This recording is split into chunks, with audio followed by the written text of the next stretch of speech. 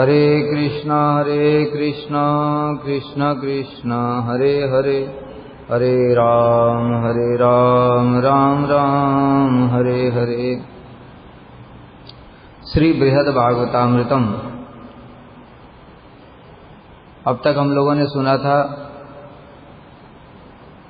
4 अध्याय कंप्लीट हो गए। सबसे पहला अध्याय क्या था? भौम। भौम में बताया था इस जगत में किस प्रकार की भक्ति है, किस प्रकार के भक्त हैं। यहाँ पर कि प्रयाग में एक ब्राह्मण के बारे में बताया। उसके पश्चात में ब्राह्मण ने बताया कि दक्षिण देश का राजा बड़ा सौभाग्यशाली है, तो नारद जी वहाँ पर गए। उसके बाद में उसने बताया कि स्वर्ग के जो देवता हैं इंद्र, वे परम सौभाग्यशाली हैं, भगवान की उनके ऊपर बड़ी कृपा है। दूसरे अध्याय का नाम क्या था? दिव्य। ऊपर के लोग दिव्य लोग होते हैं। इंद्र के पास में गए नारद जी। इंद्र ने बताया कि ब्रह्मा जी बड़े सौभाग्यशाली हैं, उनके ऊपर भगवान की बड़ी कृपा है, मेरे ऊपर तो कोई कृपा ही नहीं है। तो ब्रह्मा जी के पास में गए। फिर ब्रह्मा जी ने बताया कि मेरे ऊपर कोई कृपा नहीं है, भगवान तो मुझे बहुत डांट फटकार लगाते हैं, शिव जी के ऊपर बड़ी कृपा है। शिव जी फिर तीसरे अध्याय में पहुंचे। क्या? प्रपंचातीत। प्रपंच से अतीत है शिव जी का लोक, सदा शिव लोक, और उसके ऊपर बैकुंठ है चित जगत। शिव जी ने कहा कि बैकुंठ के जो वासी हैं उनके ऊपर भगवान की बड़ी कृपा है, भगवान तो वहां पर साक्षात ही रहते हैं और वहां से कभी पतन भी नहीं होता है। तो नारद जी वहां जाने के लिए जब तैयार हुए, तभी शिव जी ने कहा लेकिन वहां जाने से फायदा नहीं है, क्योंकि उनसे भी ज्यादा कृपा भगवान की प्रहलाद महाराज के ऊपर। तो इस प्रकार से फिर नारद जी प्रहलाद जी के पास में पहुंचे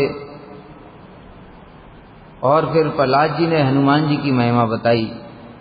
तो फिर कौन सा अध्याय हुआ? भक्तः। प्रहलाद और हनुमान जी भक्त। चौथे अध्याय में हम लोगों ने ये सुना। हनुमान जी ने फिर बताया कि मेरे ऊपर तो भगवान की कृपा नहीं है, थोड़ी बहुत कृपा है, किंतु वास्तव में जो कृपा है भगवान की वो पांडवों के ऊपर ही है, क्योंकि पांडवों के घर में तो भगवान दिन रात रहते हैं, उनके घर में खाते हैं, पीते हैं, सोते हैं। अरे उनका घर नहीं है, वो सिद्धि का स्थान। इस प्रकार से हनुमान जी ने नारद जी को बताया और सावधान भी किया कि देखो ऐसा मत सोच लेना कि वो गृहस्थ हैं और हम त्यागी हैं, हम लोग भजन करते हैं और वो लोग तो संसार में घर गृहस्थी के कामों में डूबे रहते हैं, इसलिए वो हमसे छोटे हैं, नहीं तो अपराध हो जाएगा। वो परमहंसों के भी गुरु हैं। इस प्रकार से बहुत सारी बातें बताई हनुमान जी ने। तो नारद जी फिर पांडवों के पास जाने के लिए तैयार हो गए। श्री परीक्षित उवाच। अब हम लोग 5वां अध्याय श्रवण करेंगे। प्रियः। अब तक भक्त, उसके ऊपर में तत्र श्री नारदो हर्ष भराक्रांतः सनर्तनम कुरुदेशम गतो धावन राजधान्याम प्रविष्टवान। तत्र श्री नारदो, तब श्री नारद जी हर्ष भराक्रांत, हर्ष में भर करके, अत्यंत हर्षित होकर के, आनंद के साथ, सनर्तनम नृत्य करते हुए, क्योंकि भक्तों को जब भी दूसरे भक्तों की महिमा सुनने को मिलती है तो उनका हृदय आनंद से भर जाता है। ओह क्या सौभाग्य, कितना सेवा किया। जैसे हम लोग अपने गुरुवर की महिमा सुनते हैं, कितना आश्चर्य होता है और कितना आनंद होता है। हमारे परम गुरु जी का उनका एक एक कार्य चमत्कार जैसा है। ये सब बातें सुनते हैं तो हृदय में कितना आनंद होता है कि हमारा कितना सौभाग्य है, उनकी धारा में हम जुड़े हुए हैं किसी प्रकार से। हम लोग तो बिल्कुल भी योग्य नहीं हैं, लेकिन कम से कम कहने को ही सही हम उनके पुत्र के पुत्र तो हैं, हमारे दादाजी हैं वो। इसलिए यह सोच करके बड़ा आनंद होता है। और श्रील प्रभुपाद की तो बात ही अलग है। मतलब एक एक आचार्य के विषय में क्या कहा जाए, शब्द ही नहीं है। ऐसे ऐसे हमारी गुरु परंपरा है, मतलब हम लोग महासौभाग्यशाली हैं, हमारे पास इतनी अगाध संपत्ति है, इनका चरित्र ही हमारी संपत्ति है, इनका आचरण ही हमारी संपत्ति है। ऐसे हमारे गुरुवर्ग ने आदर्श करके दिखाया, आचरण करके दिखाया। तो जैसे भक्तों की महिमा सुनकर के हम लोगों को आनंद होता है, उसी प्रकार से समझ सकते हैं हम लोग तो मतलब बद्ध जीव, कुछ भी भक्ति में मन भी नहीं लगता है, तब भी हमको आनंद होता है। तो सोचो नारद जी जो शुद्ध भक्त हैं, भगवान के पार्षद हैं, पार्षद क्या है, भगवान के मन के ही अवतार हैं, उनको कितना आनंद होता होगा जब उन्होंने हनुमान जी की, नारद जी की महिमा सुनी, तो कितना उनको आनंद होता होगा। इसलिए कह रहे आनंद के मारे नारद जी नृत्य करने लगे और कीर्तन करते हुए जा रहे हैं।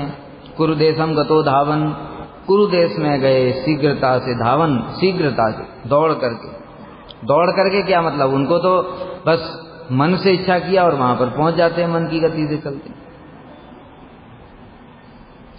राजधान्याम प्रविष्टवान, और राजधानी में प्रवेश किया, हस्तिनापुर में। इस अध्याय में पांडवों ने जिस प्रकार श्री नारद द्वारा कहे गए अपने महात्म्य का खंडन करके यादवों के महात्म्य का वर्णन किया है, उसी प्रकार यादवों ने भी अपने महात्म्य का खंडन कर उद्धव की महिमा का वर्णन किया। अब बता रहे हैं इस अध्याय में क्या क्या सुना जाएगा। पहले पांडवों की महिमा नारद जी बताएंगे, फिर पांडव लोग अपनी महिमा का खंडन करके यादवों की महिमा को स्थापित करेंगे, यादव लोग भी अपनी महिमा को खंडन करके उद्धव जी की महिमा को स्थापित करेंगे। ये इस अध्याय की विषय वस्तु है। नारद जी ने नृत्य करते करते और धावित होकर महाराज युधिष्ठिर की राजधानी प्रवेश किया। तावत कस्यापि यागस्य विपत्पातस्य या वा मिसात कृष्ण मानय पश्याम इति मंत्रयता स्वकैः धर्मराजेन तम द्वारी तथा प्राप्तम महामुनिम निशम्य भ्रातृ मात्रा पत्नी विश्व सहोत्थितम।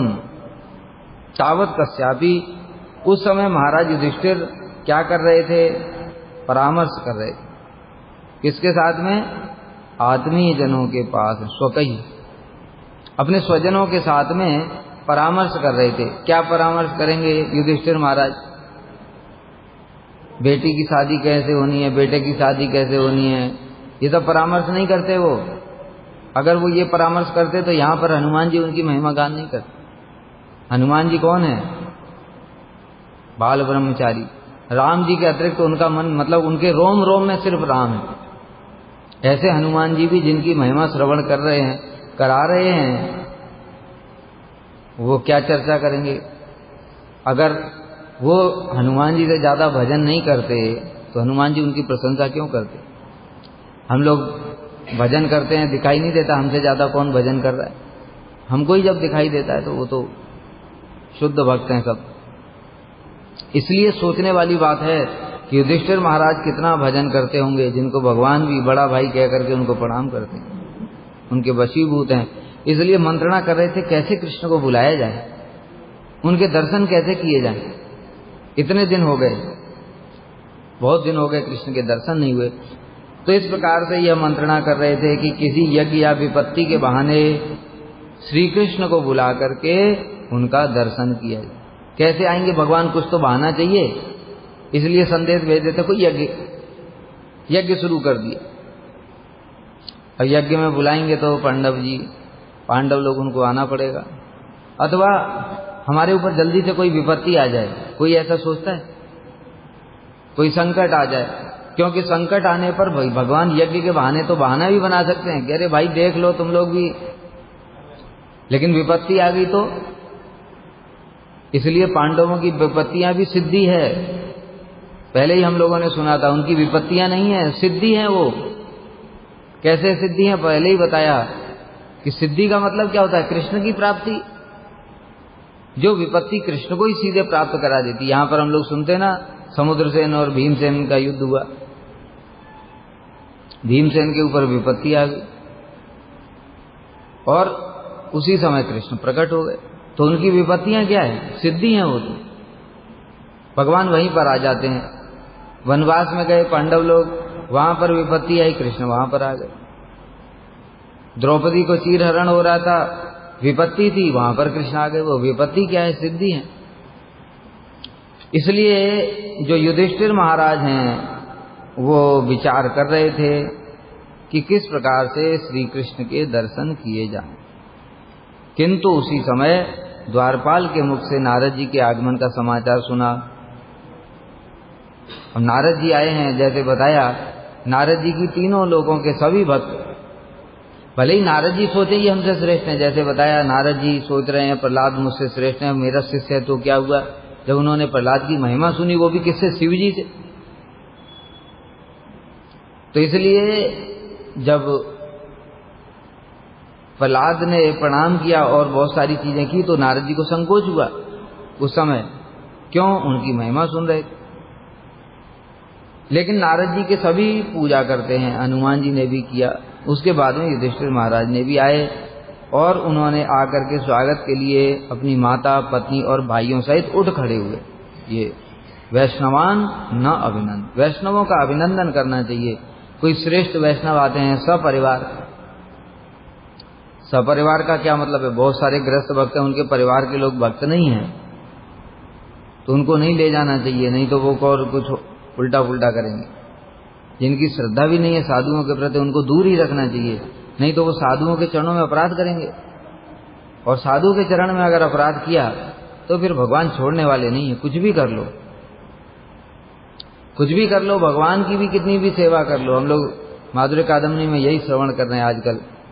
साधु निंदा पहला ही अपराध है, नाम अपराध, और भगवान किसी प्रकार से भी स्वीकार नहीं करते, सहन नहीं करते, वो दंड देते ही देते।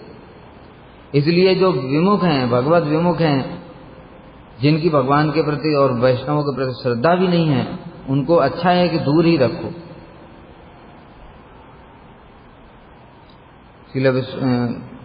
भक्ति विनोद ठाकुर ने जैव धर्म में बताया, जब हम लोग कीर्तन करते हुए जाते हैं मुस्लिमों के यहाँ से, तो उस समय कीर्तन बंद कर देना, चुपचाप शांति से निकल के तब कीर्तन शुरू करना।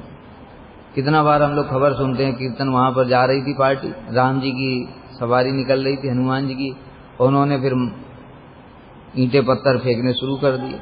अब तो अपराध होगा। पहले ही तो उन्होंने उनको यवन बनाया भगवान ने, अभी क्या क्या बनाएंगे कुछ पता नहीं। इसलिए ज्यादा जीवों का उद्धार करने के लिए हमको नहीं सोचना चाहिए। हम मुसलमानों को भी नाम सुना देंगे, उनका नामाभास हो जाए। अरे हमारा तो खुद नाम अपराध हो रहा है उनका नामाभास कैसे करा दोगे? वो शुद्ध भक्तों के लिए बताया, वो कुछ भी कर सकते। अतः नारद जी ने नृत्य करते करते अंतःपुर के द्वार में प्रवेश किया और युधिष्ठिर महाराज अपनी माता, भाई और आत्मीय जनों के साथ में परामर्श कर रहे थे। क्या परामर्श कर रहे थे? अश्वमेध आदि यज्ञ के अनुष्ठान अथवा दुष्ट शत्रुओं के आक्रमण से आई विपत्ति के बहाने किसी प्रकार से भीम आदि को भेजकर हस्तिनापुर बुलाकर उनके दर्शन किए। मतलब किसी ने आक्रमण कर दिया है, उसे किसी शत्रु ने हस्तिनापुर के ऊपर आक्रमण कर दिया। विचार करने वाली बात है। कृष्ण के दर्शन करने इसलिए ऐसा संदेश भेजेंगे, नहीं तो हस्तिनापुर के ऊपर में आक्रमण कर कौन सकता है? अरे हस्तिनापुर कोई साधारण जगह है क्या? वहां अर्जुन है, वो तीनों लोगों को विजय कर सकते हैं अर्जुन। उनकी अभी जो महाभारत में तो उनकी कुछ भी महिमा दिखाई नहीं है, भीष्म और द्रोण की महिमा है, लेकिन वास्तव में अर्जुन की महिमा पढ़ो जब महाभारत, उसमें पता चलेगा कितना महातेजस्वी अर्जुन। दूसरी बात, भगवान के पार्षद हैं, उनसे भला कोई जीत सकता है? अरे सारे ब्रह्मांड के योद्धा भी आकर के अर्जुन को हरा नहीं सकते। ये तो भगवान लीला कर रहे हैं इस जगत में। क्या लीला? धर्म के द्वारा अधर्म की पराजय। भगवान ये शिक्षा देना चाहते हैं, अधर्म कितना भी बलवान क्यों ना हो, इसलिए इनके पक्ष को बलवान दिखाया गया है। इस बात को सब समय याद रखना। जो भक्ति में श्रेष्ठ है उससे बढ़कर के कुछ नहीं है। अर्जुन भगवान के इतने प्रिय पार्षद हैं, उनकी भगवान सेवा मान करते हैं, उनकी आज्ञा पालन करते हैं। उनसे बढ़कर के कोई शक्तिशाली हो सकता है क्या? भीष्म द्रोण कुछ भी नहीं है कोई उनके सामने। लेकिन भगवान यही दिखाना चाहते हैं कि जो धर्म है वो अधर्म पर सब समय विजय प्राप्त करता है। अधर्म कितना भी शक्तिशाली क्यों ना हो, इतनी बड़ी महासागर जैसी सेना, उसको भी पांडवों ने अनायास ही जीत लिया 18 दिन के अंदर ही।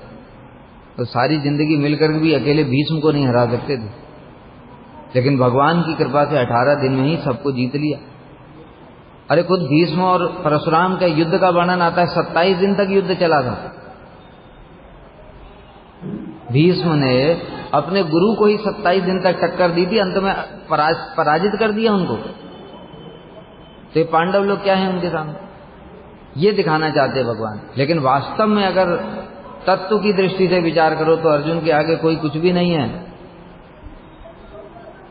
और भी अर्जुन नर ऋषि हैं, नर और नारायण भगवान के अवतार हैं वो। अरे कहाँ भगवान के अवतार स्वयं और कहाँ भीष्म। भीष्म वही परिकर हैं, लेकिन अर्जुन ज्यादा प्रिय हैं कि भीष्म ज्यादा प्रिय हैं। भीष्म शांत रस के हैं, अर्जुन सख्य रस के हैं। सख्य रस में भी पांडवों में मैं अर्जुन हूं, भगवान कह रहे हैं, मतलब अर्जुन मेरी विभूति हैं। बहुत से लोग अर्जुन को अभिमान हो गया, अर्जुन को ऐसा हो गया, कभी ऐसा नहीं सोचना चाहिए भक्तों को। हम लोग शिक्षा के लिए बोलते हैं अर्जुन को अभिमान हुआ, किंतु ऐसा कभी समझना नहीं चाहिए। अर्जुन भगवान की विभूति हैं, स्पष्ट भगवान ने गीता में बोला, मैं पांडवों में अर्जुन हूं, उनकी बहुत महिमा है। इसलिए देखा जा रहा है कि जो अर्जुन भीष्म से हार रहे हैं, ये सब भगवान की लीला मात्र है। कुछ लीलाएं तो भगवान करते हैं, कुछ भक्त भी करते हैं।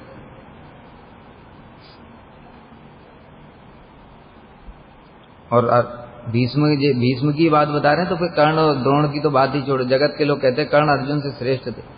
हरे एक राक्षस असुर था ये पूर्व जन्म में, और कहां भगवान के वो अवतार हैं। बताए ना, अवतार दो प्रकार के, एक स्वयं भगवान के जो स्वांश, और एक विभिन्न अंश। जैसे परशुराम हैं, विभिन्न अंश है, व्यास जी हैं, पृथु महाराज हैं, ये सब जीव हैं। उसी प्रकार से अर्जुन भगवत तत्व नहीं है, स्वांश नहीं है, वो विभिन्न अंश ही हैं, लेकिन पार्षद हैं। उनके अंदर भगवान की शक्ति है और वो भगवान की विभूति भी है। इसलिए उनको साधारण नहीं समझना चाहिए। जगत के लोग जो बोलते हैं बोलने दो, लेकिन हम लोगों को समझ में आना चाहिए अर्जुन कितनी श्रेष्ठ है। तो अश्वमेध आदि यज्ञ के ये जो श्री कृष्ण को द्वारका से हस्तिनापुर में कैसे बुलाया जाए और कैसे उनका दर्शन किया जाए, किंतु अश्वमेध आदि यज्ञ की बात सुनकर के उनका शीघ्रता पूर्वक आना असंभव है। अश्वमेध यज्ञ की बात बताए तो ठीक है, 15 तारीख को यज्ञ है, ठीक है, अभी 14 को पहुंच जाऊंगा मैं, जल्दी नहीं आएंगे। लेकिन अगर तुरंत बुलाना है तो उनको बोलो शत्रुओं ने आक्रमण कर दिया है और हम हार रहे हैं। खाली आक्रमण कर दिया है तो भी पता नहीं कुछ सोचने ना लगे कि अरे अर्जुन है, भीम है, टक्कर ले लेंगे। इसलिए जल्दी से जल्दी आ जाएं। तो शत्रुओं ने आक्रमण किया है और पांडव हार रहे हैं, बस इतना सुन के फिर और एक सेकंड भी नहीं रुक सकते। जैसे बताए ना, द्रौपदी ने पुकारा, उसी समय प्रकट हो गए, सेकंड भी एक डिफरेंस भी नहीं आया, साथ ही साथ प्रकट हो गए भगवान और वस्त्रावतार धारण कर लिया। इसी प्रकार से दुर्वासा ऋषि के आने पर भी, अभी दुर्वासा ऋषि अगर भगवान आधे घंटे भी लेट हो जाते तो दुर्वासा तो नहा करके आ जाते उधर से, इधर देखते कुछ नहीं खाने पीने के लिए, फिर क्या करते दुर्वासा। पक्षांतर में शत्रुओं के आक्रमण से उत्पन्न विपत्ति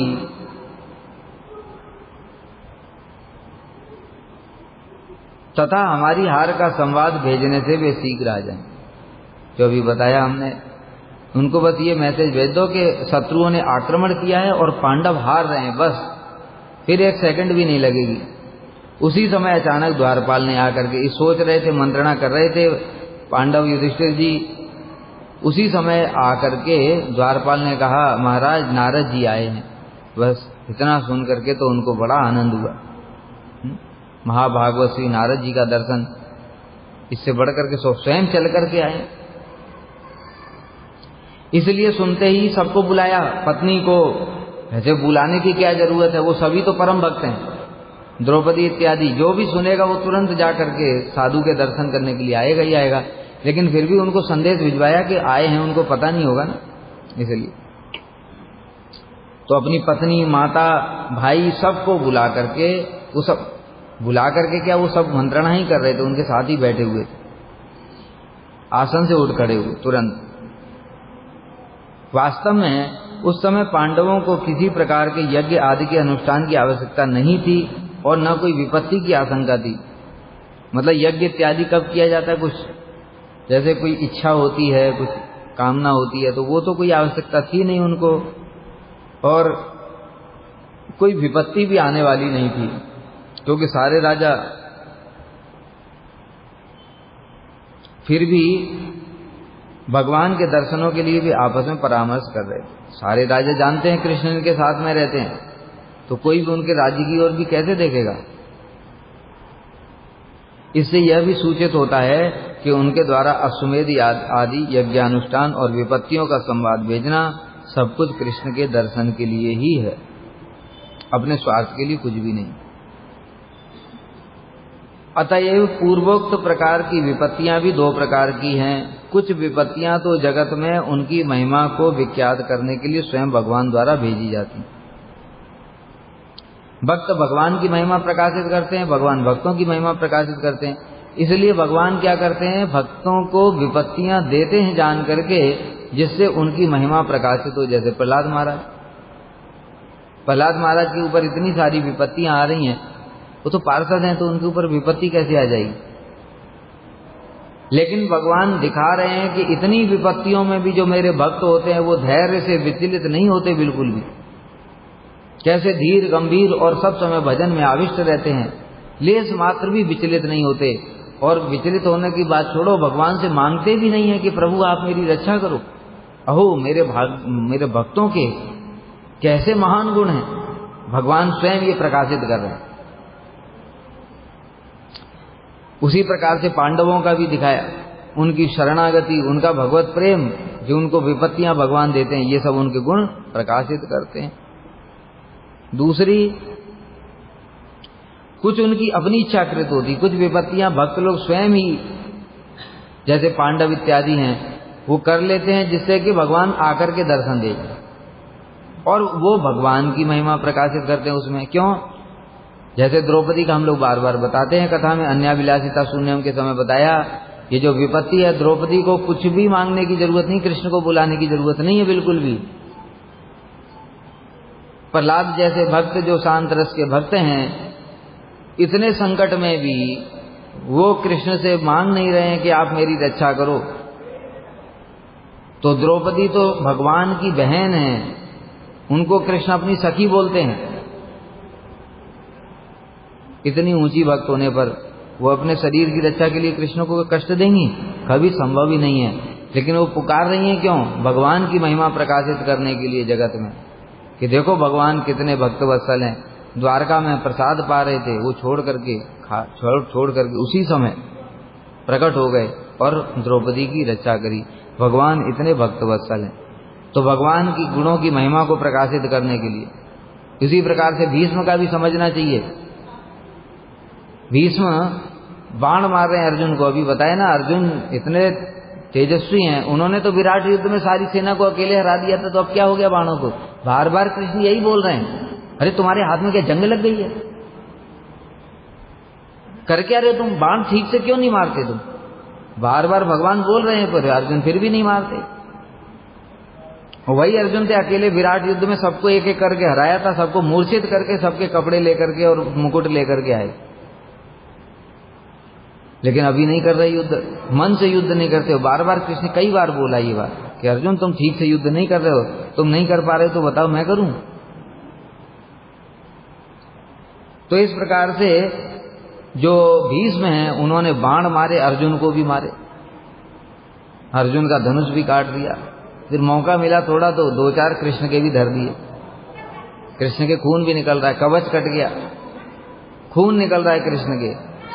और ये सब मार करके भीष्म, बताओ भक्त हैं हम लोग, ठाकुर जी को कभी कोई कष्ट देना चाहते? अरे हम बताए ना, अनर्थग्रस्त, अभी निष्ठा में भी नहीं आए, तब भी अपनी तरफ से कोशिश करते हैं कि ठाकुर जी को कोई कष्ट ना हो। और वो भीष्म शुद्ध भक्त हैं, शुद्ध भक्त होकर के भगवान को बाण मार मार करके कष्ट पहुंचाएंगे? संभव ही नहीं है। भगवान की महिमा को प्रकाशित करने के लिए कर रहे हैं। कैसे कि देखो भगवान इतने भक्त वत्सल हैं कि मैंने प्रतिज्ञा करी, मेरे जैसा एक तुच्छ जीव प्रतिज्ञा कर लेता है, उसकी प्रतिज्ञा की रक्षा के लिए भगवान अपनी प्रतिज्ञा तोड़ देते हैं। अरे भगवान सत्यव्रत हैं, उन्होंने अगर सोच लिया कि मैं अस्त्र नहीं उठाऊंगा और उन्होंने सोच लिया कि मैं सारी सेना का संहार कर दूंगा, तो ब्रह्मांड को ही नष्ट कर देते, बिना अस्त्र उठाई वो प्रलय कर देते उसी समय। कई बार ऐसा होता है, प्रलय से भी पहले प्रलय हो जाती है, भगवान की इच्छा नहीं है, वो सीधे बीच में ही सब प्रलय कर देते, खत्म, ठीक है। तो उसी समय प्रलय कर देते भगवान, अपनी प्रतिज्ञा तोड़ने की जरूरत क्या थी, वो ब्रह्मांड को ही नष्ट कर देते। लेकिन भगवान ने ऐसा नहीं किया। भगवान ने देखा मेरे भक्त ने प्रतिज्ञा की है, उसके लिए मैं अपनी भी प्रतिज्ञा तोड़ दूंगा। और भीष्म यही स्तुति कर रहे हैं, जब भीष्म सैया के ऊपर हैं तब यही स्तुति कर रहे हैं कि जिन्होंने मेरी प्रतिज्ञा की रक्षा के लिए अपनी प्रतिज्ञा तोड़ ली थी, ऐसे भगवान को मेरा नमस्कार। अब तब भगवान भी जानते हैं वो कि ये भगवान है, वो तो अच्छे से जानते हैं भगवान है, फिर उनको बाण कैसे मार करके उनका कवच कवच तोड़ सकते। तो ये कर रहे हैं भीष्म किस लिए, भगवान के गुणों को जगत में प्रकाशित करने के लिए।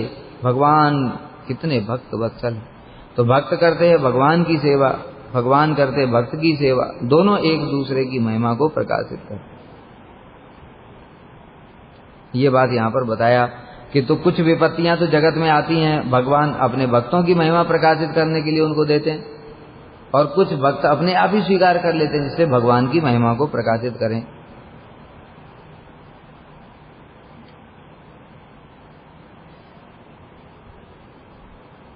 ससंभ्रमं धावता तो सो अभिगम्य प्रणम्य च सभामानीय सत्पीठे प्रयत्नात् उपवेशितः राज्ञा पूजार्थ मानितै पूर्ववत् द्रव्य संचयै मातस्त्वच्छ वशुरानेव सभ्रत्यानर्चत सतान। ससंभ्रमम, संभ्रम बुद्धि के द्वारा, संभ्रम बुद्धि मतलब गौरव बुद्धि।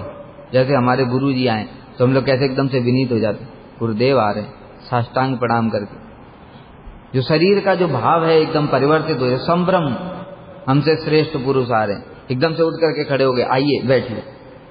और जब कोई छोटा आता है तो बैठे रहते हैं, और ठीक हो, तो शरीर के एक्सप्रेशन, मुख के एक्सप्रेशन भी बदल जाते हैं। संभ्रम बुद्धि, गौरव बुद्धि के द्वारा, क्योंकि नारद जी आ रहे हैं, जगत पूज्य हैं। नारद जी को प्रणाम किया, धावता तो दौड़ करके गए, जब सुना नारद जी आ रहे हैं तो दौड़ करके गए उनका अभिवादन करने के लिए, अभिनंदन करने के लिए, स्वागत करने के लिए। नारद जी को प्रणाम किया और सभा मानी सत्पीठे प्रयत्नात् उपवेशितः। बड़ी बढ़िया बात बताई, सभा में सतपीठे, बड़े सुंदर अच्छे आसन के लिए उनके लिए आसन लगाया, और प्रयत्नात् उपवेशितः, प्रयत्न पूर्वक बिठाया। प्रयत्न पूर्वक क्यों बोला, हम बोलेंगे गुरुजी को, गुरुजी आइए आसन पे, तो कुछ प्रयत्न करने की जरूरत नहीं है, गुरुजी आराम से बैठ जाएंगे। लेकिन गुरुजी कहीं गए और उनके भी कोई शिक्षा गुरु हैं, अब वो शिक्षा गुरु उनको बोलेंगे आइए बैठिए, तो उनको कैसा लगे, ये तो हमारे शिक्षा गुरु हैं, इनके पास में हम कैसे बैठ सकते हैं। तो मतलब अब जो शिक्षा गुरु हैं, श्रेष्ठ व्यक्ति, उसको प्रयत्न करना पड़ेगा उनको बिठाने के लिए। तो नारद जी यद्यपि जगत पूज्य हैं, क्योंकि पांडव नरवत लीला कर रहे हैं, उस दृष्टिकोण से तो नारद जी जगत पूज्य हैं, उनके पूजनीय, तो उन्होंने तो पूजा कर दी अपनी। लेकिन नारद जी कहां से आ रहे हैं, नारद जी आ रहे हैं हनुमान जी के पास से, और हनुमान जी ने क्या बताया कि पांडव हैं, ऐसा नहीं समझ लेना कि राजा हैं, विषयी हैं, गृहस्थ हैं, हम लोग तो ब्रह्मचारी हैं, सन्यासी त्यागी हैं, ऐसा नहीं सोचे। इसलिए नारद जी ने कैसे बैठ जाएं, अभी पता है युधिष्ठिर महाराज इतने श्रेष्ठ हैं, भगवान तो इनके सब समय घर में ही रहते हैं, भगवान इनकी खुद सेवा करते हैं, जो हमारे भी प्रभु हैं वो इनकी सेवा कर रहे हैं, ऐसे भक्त के पास में कैसे बैठ जाऊं। इसलिए प्रयत्न करना पड़ा युधिष्ठिर महाराज को। तो वही कर रहे होंगे, नहीं नहीं नहीं नहीं बैठूंगा, वो कह नहीं नहीं नहीं बैठी, यही प्रयत्न पूर्वक, आदर पूर्वक, यत्न पूर्वक उत्तम आसन में बिठाया। वैष्णवों को जो आसन प्रदान करना चाहिए, कुछ नहीं तो आसन प्रदान करो कम से कम। प्रयत्नात् उपवेशिता राज्ञा पूजार्थ मानितई। और राजा ने, महाराज युधिष्ठिर ने क्या किया? पूजार्थम आनीतई, पूजा के लिए पूर्ववत द्रव्य संचयी।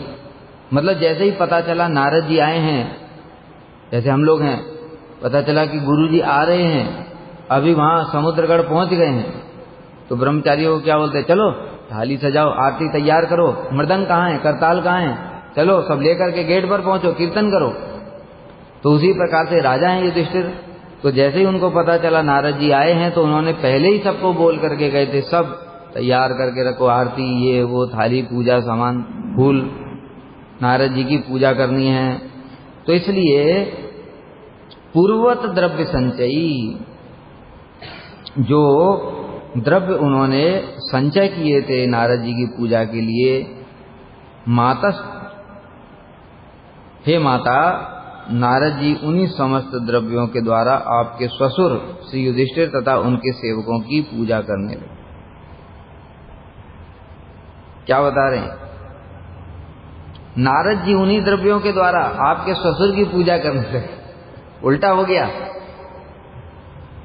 द्रव्य तो लाए थे युधिष्ठिर महाराज, और नारद जी तो बड़े चतुर हैं। अभी नारद जी ने क्या किया? वो जो था पंच प्रदीप जो था, उसको पहले ही उठा लिया। उससे पहले युधिष्ठिर महाराज उठाते, उन्होंने पहले ही उठा करके युधिष्ठिर महाराज की आरती। और युधिष्ठिर ही नहीं, उनके सेवकों की सब भृत्यान। भाई साधारण नहीं हो तुम लोग, युधिष्ठिर महाराज भगवान के प्रिय हैं और तुम लोग इनकी सेवा में हो, तुम लोग भी साधारण नहीं हो, भगवान के अत्यंत प्रिय हैं। क्योंकि भगवान क्या कह रहे हैं? तद भृत्य भृत्य भृत्य। भगवान को दास दासानुदास, अपने दासों के दास और भी प्रिय हैं। इसलिए युधिष्ठिर महाराज और उनके सेवकों की पूजा करने लगे उन्हीं द्रव्यों के द्वारा। अब युधिष्ठिर महाराज तो संकुचित हो गए। अब कह रहे हैं श्रील सनातन गोस्वामी टीका में, युधिष्ठिर महाराज ने बड़े उत्साह के साथ दौड़ते हुए गए थे नारद जी की पूजा करने के लिए। नारद जी को प्रणाम किया, जैसे ही नारद जी दिखे सामने साष्टांग प्रणाम किया। नारद जी ने भी प्रणाम किया। कितना बढ़िया बढ़िया बात बता रहे हैं। देखो, हम लोगों के अंदर कुछ भक्ति नहीं है, फिर भी अभिमान होता है, मैं सीनियर हूं। अब कौन सीनियर है बताओ? नारद जी सीनियर हैं कि युधिष्ठिर सीनियर हैं? जगत के दृष्टिकोण से नारद जी सीनियर हैं, लेकिन तत्वगत विचार से फिर युधिष्ठिर महाराज सीनियर है। और दोनों जानते हैं, इसलिए युधिष्ठिर नारद जी को प्रणाम कर रहे हैं, नारद जी युधिष्ठिर को प्रणाम कर रहे हैं। भक्तों में ऐसा ही होना चाहिए। हम जबरदस्ती अपनी पूजा चाहते हैं, मैं सीनियर हूं तो जूनियर हमको सेवा करें, हमको प्रणाम करें। अरे ऐसा क्यों करते हो? उनको ऐसी पारमार्थिक शिक्षा प्रदान करो, अपने आप करेंगे, करने की जरूरत ही नहीं है, बोलने की जरूरत थोड़ी पड़ेगी। उनकी चिंता करो, उनके परमार्थ की, उनको पारमार्थिक शिक्षा प्रदान करो। अपने आप ही देखो प्रणाम करते कि नहीं करते, बोलने की आवश्यकता ही नहीं। हमारे सारे गुरुवर ने यही आदर्श दिखाया।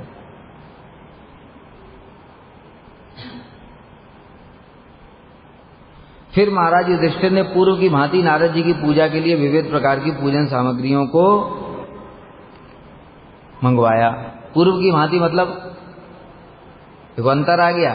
पहले भी नारद जी आते थे, बताया नारद जी तो सप्तम में भागवत में वर्णन है ना, यूएम निरोके बत भूरि भागा लोकम पुनाना मुनियो व्यंती।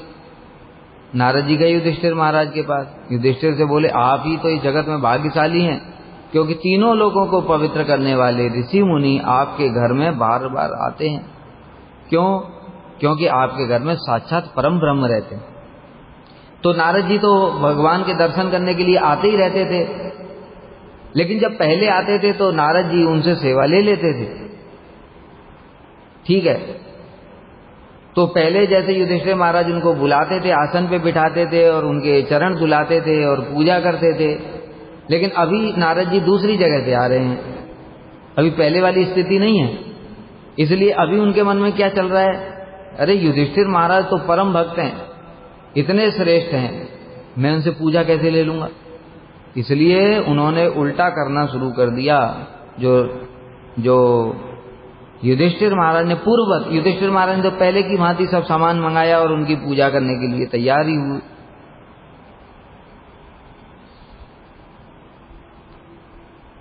किंतु समर्पण अभी किया नहीं था,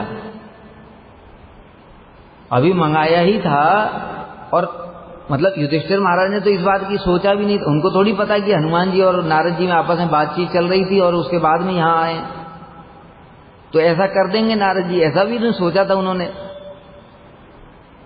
लेकिन अचानक से क्या हुआ, नारद जी ने वो सब सामान उठाया और बस युधिष्ठिर महाराज के ऊपर ही पूजा कर डाली। जैसे ही नारद जी की पूजा करने के लिए प्रवृत्त हुए, उसी समय नारद जी ने उन्हीं पूजन सामग्रियों से, और नारद जी तो बड़े फास्ट हैं, महाराज युधिष्ठिर आदि आपके ससुरों और उनके सेवकों की पूजा करने लगे। आपके ससुर इस संबंध से उत्तरा देवी की भी पांडवों के समान महिमा सूचित हो रही है। मतलब परीक्षित महाराज अपनी माता उत्तरा देवी को कह रहे हैं कि आप भी उतनी ही सौभाग्यशाली हैं, क्योंकि नारद जी स्वयं पूजा कर रहे हैं। हनुमद गतितम तेसु कृष्ण अनुग्रह वैभवम मुहुः संकीर्तयामास वीणा गीत विभूषितम। हनुमद गतितम, जैसा हनुमान जी ने वर्णन किया था, श्री नारद जी तेसु कृष्ण अनुग्रह वैभवम, पांडवों के प्रति कृष्ण के अनुग्रह की महिमा को उसी प्रकार से मुह बारंबार संकीर्तयामास, कीर्तन करने लगे। तो नारद जी ने सुनकर के आए थे हनुमान जी से। अभी तो नारद जी तो भक्त हैं, शुद्ध भक्त हैं, और उनके लिए कीर्तन बनाना कोई बड़ी बात नहीं है। हमारे जो आचार्य हैं उन्होंने कितने सुंदर सुंदर कीर्तन लिखे। तो नारद जी साथ ही साथ कीर्तन बना करके वो गाने लगे पांडवों की महिमा, वीणा की झंकार के साथ में। सुरतान भी उनको आता है खुद ही, तो वीणा भी बजा रहे हैं और पांडवों की महिमा को कीर्तन भी कर रहे हैं। इस प्रकार मधुर स्वर से संकीर्तन करने लगे। क्या संकीर्तन कर रहे हैं? और फिर बोला, श्री नारद उवाच यूयम निलोके वत भूरिभागा येषां प्रियो असौ जगदीश्वरेशः देवो गुरुर्बंधुषु मातुलेयो दूतः सुहृत् सारथी उक्तितंत्रः। क्या बोल रहे नारद जी, सुनो। नारद जी ने कहा, यूयम निलोके वत भूरिभागा, आप ही इस लोक में परम सौभाग्यशाली हैं। क्यों? ये शाम प्रियो असौ जगदीश्वरेश्वरः, जगदीश्वर ईशः, क्योंकि जगदीश्वरों के भी ईश्वर भगवान कृष्ण आपके प्रिय हैं। जगदीश्वरों के भी ईश्वर क्यों बोला? जगत के ईश्वर कौन है? ब्रह्मा हैं, शिव हैं, ये सब जगत के ईश्वर हैं। उन ईश्वरों के भी वो ईश्वर हैं, विष्णु ब्रह्मा विष्णु महेश के भी वो सब ईश्वर हैं। इसलिए उन ईश्वरों के भी जो ईश्वर हैं भगवान कृष्ण, वो आपके प्रिय हैं, इसलिए आप परम सौभाग्यशाली हैं। देवो, वो आपके गुरु, बंधु, मातुल्य माने ममेरे भाई, सुहृद हैं, मतलब जो सब समय हित चाहने वाले सुहृद हैं। और दूत, सारथी, उक्ति तंत्र, इस प्रकार से शास्त्र में यह बताया है कि आपके कृष्ण दूत हैं, सारथी हैं, और ये सब हैं, सगे संबंधी भी हैं। इस प्रकार से उन्होंने बताया। फिर किस प्रकार से इस श्लोक की व्याख्या श्री सनातन गोस्वामी करते हैं, ठीक है, हम लोग कल श्रवण करेंगे।